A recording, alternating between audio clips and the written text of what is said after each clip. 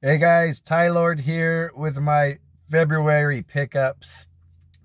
Sorry, my videos have been few and far between lately. I haven't had a lot of time. Um, I'm on a 5/8 work schedule now, so I don't have Fridays off anymore. I was 4/10s, so I have less time to do stuff during the weekend. Um, I do have some pickups. Pardon me, I'm getting over a cold. My wife has a cold today too. Hopefully the girls don't get a cold. Um,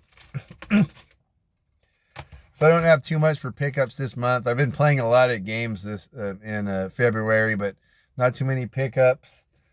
And let me see here. I probably didn't spend more than like $10 on these pickups. Oh no, one game I spent. This is probably $30 altogether. I spent this month, not counting a Nintendo Wii. I found at the thrift shop for 18.18 was the price on it, and it didn't have any of the connections, but it was a working Wii that was GameCube compatible. I found that. I didn't want to unplug it and bring it out to the car because I'm playing it right now.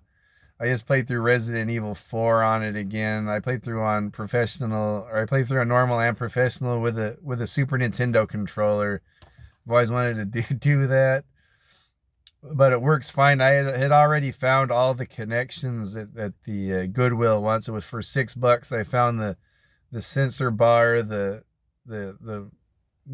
AC adapter, and the AV plugs, and that was all bundled up for like $6.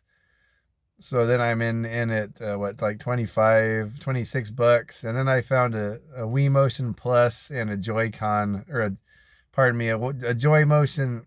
What am I saying? A Wii Motion Plus and the Nunchuck. I think that was like $10. So I'm probably into the thing for like $40, but it's a nice, complete working Nintendo Wii. I have it hooked up right now. But a game I found at Rasputin's for $2 was, I asked my daughter if she wanted it. She's into unicorns and Pegasus and alicorns and all that. And I saw this Dora saves the Snow Princess with a Pegasus on there. Um, so I asked her if she wanted it. She said, yeah.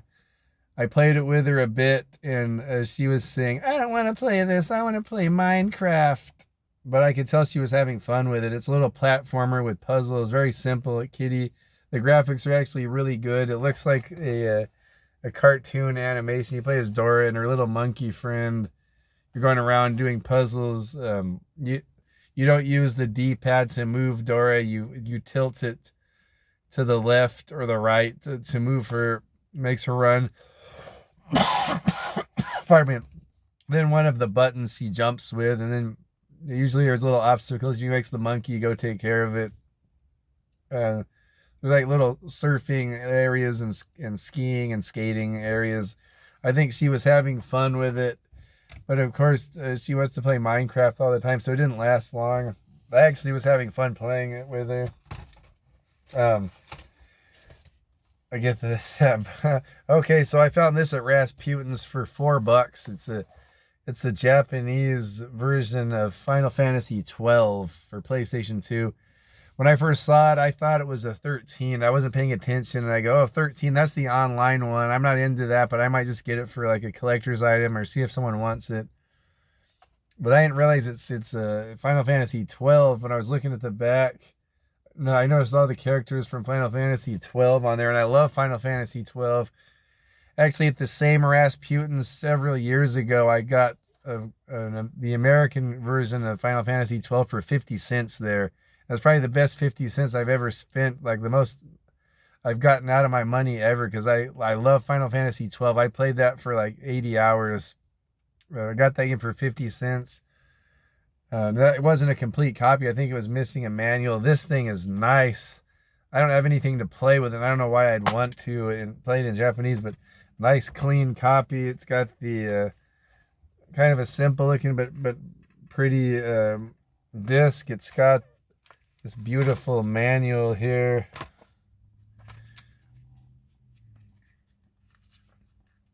Um, all in Japanese there, of course. Kiss Me Goodbye. What's this? In stores now. Symphonic poem Hope. Is that like a the music?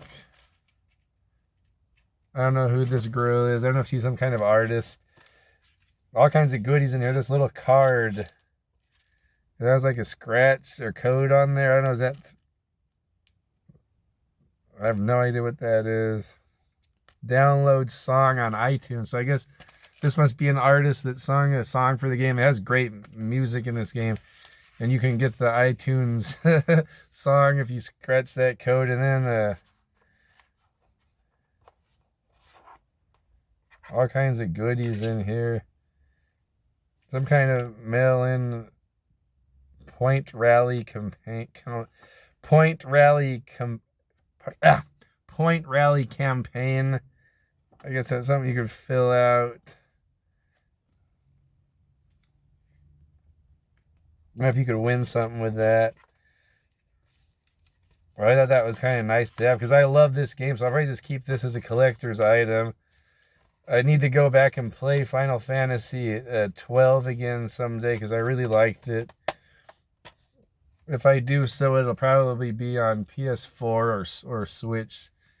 But I thought that was a kind of neat little find. And here's a game I think I spent like $16 on. Mr. Tight Whites turned me on to this game. I guess it's one of the online compatible games. There's some secret servers on PlayStation 2. You can still play some games online if you have a Ethernet hookup or a PS3 backward compatible, or the Slim, or the modem for the old PlayStation. But I guess there's secret ways of playing certain games. There's maybe like 20 to 50 games you can play online. But there's still servers up on PlayStation. This was one of them. Cold Winter. I was really interested in this game.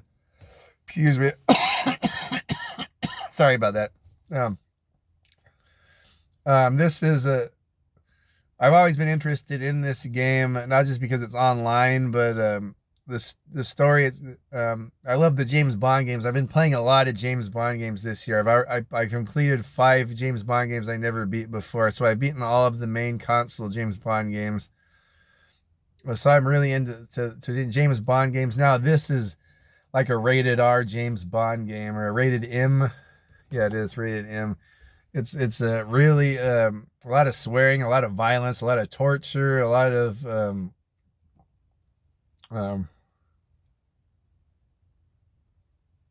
gore. But so far this is really good. I played through maybe 2 or 3 levels of this. I need to get back to it. Don't really want to play it around my girls, but really violent. Kind of plays a lot like a 007 game. You're a rogue MI6 agent, or sort of like your identity's been erased. You're presumed dead, and now you're going on these shady missions for your Scottish boss. And then there's a sexy lady helping you out too.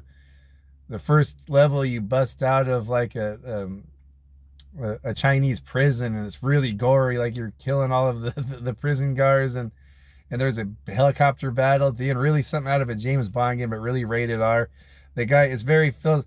After reading all of the James Bond the In Fleming James Bond books, this really has that feel. The guy's kind of like a hard-edged James Bond, and he has like a really cool English accent. The main protagonist, his name is like a Sterling or something. Andrew Sterling. But so far, really liking this time. I'm hoping I finish this soon and I can talk about it more. That's it for the video games. Not too many movies this month either. I found this one. I think I found it in January, but I forgot to talk about it. The Last Sentinel on Blu-ray. Nice to have a Don the Dragon Wilson movie on Blu-ray. It's playing it up like this girl is the star, like this sexy lady here. She's like the co-star of it. It's playing out like she's the star, but it's actually Don the Dragon Wilson movie. Like he's the star. It's a cyborg future, post-apocalyptic, like cyborg action movie. Don the Dragon Wilson's like this superhuman. I think he's like part cyborg. He's a soldier. I think he might be the last Sentinel. It's been a while since I've seen it, but he has a gun with, I think Keith David is like a brain inside of his gun that talks to him, and Keith David is a mind is inside of his like robot gun or something. I remember that. But he meets up this girl, and I think they train to take out like all these badass cyborgs.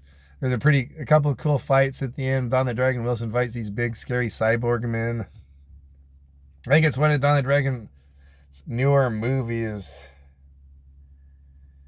2006. Yeah, that's pretty like compared to like Blood Fist and all that. This is way after that.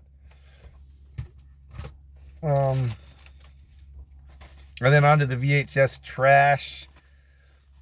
I didn't know if I had this or not, but for 50 cents, I pick up anything there. If not, I'll put up a box of stuff that I have doubles of and maybe give it away. But Indiana Jones and the Temple of Doom, created by George Lucas and Steven Spielberg. The second movie of the series. I think it's chronologically like the first one, right? Doesn't it take place before Raiders of the Lost Ark? I can't remember. Really fun movie. Kate Capshaw's hilarious in this, and the little boy is hilarious. What's his name? Ke Huy Quan.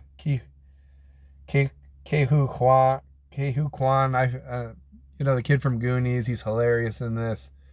All kinds of fantastic action sequences in this. Everyone knows about this. If you haven't seen this, go watch it now. Such a fun movie. The first part kind of feels like a James Bond movie, and Harrison Ford's dressed up in the dinner suit. Looks a lot like James Bond, and a really cool scene at the beginning of the movie. And then, oh man, am I done already? Oh no, I got a couple more. Excuse me.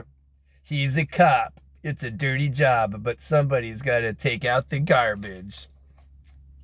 Steven Seagal in Out for Justice. It's been a while since I've seen this, but I remember it was one of the first Seagal movies I saw with my dad, and we really liked it. I know like Above the Law, Marked for Death, Hard to Kill, and this were like the top best ones. And then he got really big with, what's that, Under Siege. That was like a big like AAA Hollywood movie. So I think that's a lot of people's favorite Seagal. I think for me, like these first four were his best, though, even though I don't even think they had the budget of that. Then I think maybe they started going downhill after that. I'm not sure, but this is a top tier Seagal right here. And William Forsythe is the baddie in this. This is directed by John Flynn, that directed Lock Up with Stallone. And this is the one I'm most happy about, finding this one for 50 cents, because I don't have it on DVD. I can't find any Pam Grier movies on DVD. But this is the next best thing, Pam Grier in Coffee. So happy to have that on a physical copy of it now. I think all of her movies are on, or all of her starring role movies are on Tubi now, but it's hard for me to find her movies. I freaking love Pam Grier movies. This guy Jack Hill, all kinds of awesome exploitation movies from like the 70s. This is so good.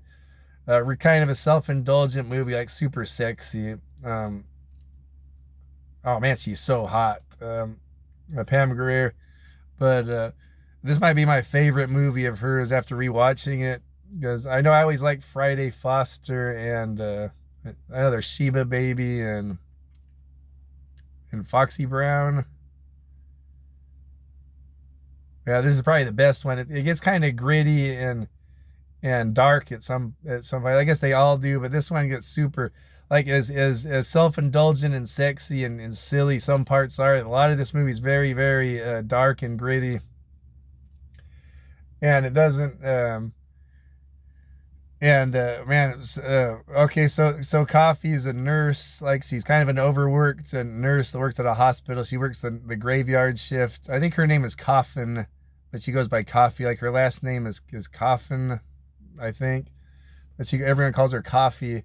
Really beautiful nurse, but she doesn't get a lot of sleep, but she's like a really good nurse at the hospital.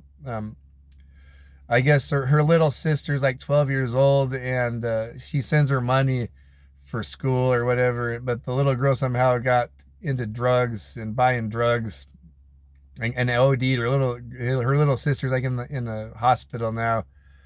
I don't know if she's dying or she's um, really sick from the drugs or whatever. But that Coffee gets really pissed off about that, how about these drug dealers dealing to little kids. So she's going after them.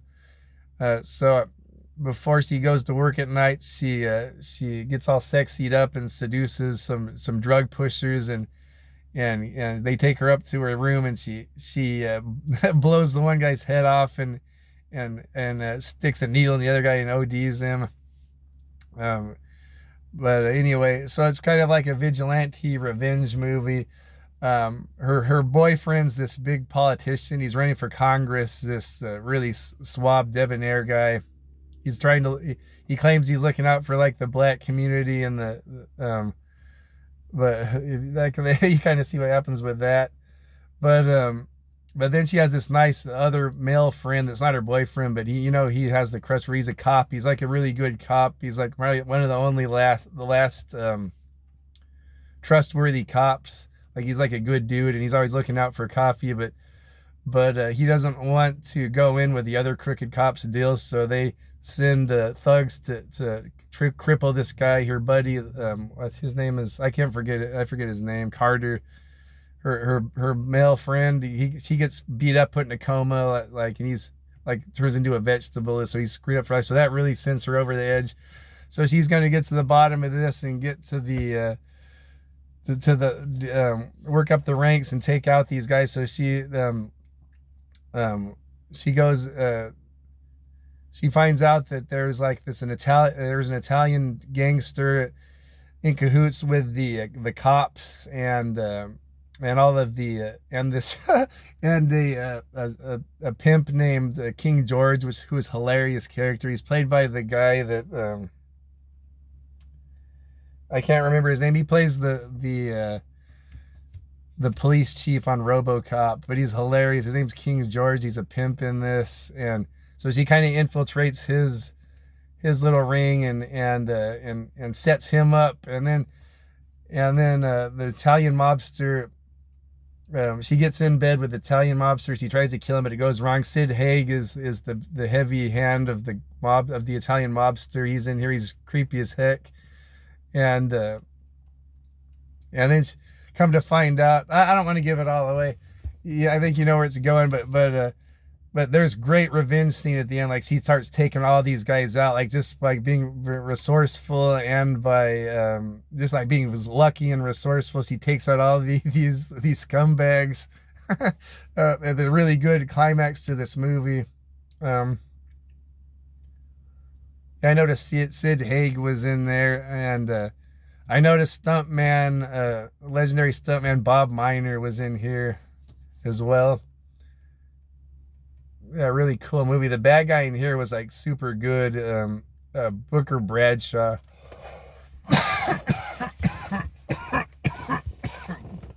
Pardon me, I'm getting over this cold. I didn't have to call in all week. I made it to work all week. I made it to the gym all week, even though I was sick. I got to lose some weight. I'm up to 240 again, which I haven't been doing anything different. I still like run 20 miles a week. I'm hoping it's just muscle. But I know my doctors don't like me to be heavier after having a heart surgery, excuse me. But I think my body fat percentage is no worse than it was, so I still got to maybe cut back on the carbs, maybe, even though that's the only thing I have left. I can't eat meat or cheese. I had some Pollo Loco with a tea here earlier. All right. So that's about it. I wish I had more to talk about this week, but I guess I'll get this done in under 20 minutes. Good seeing you all. Have a great March.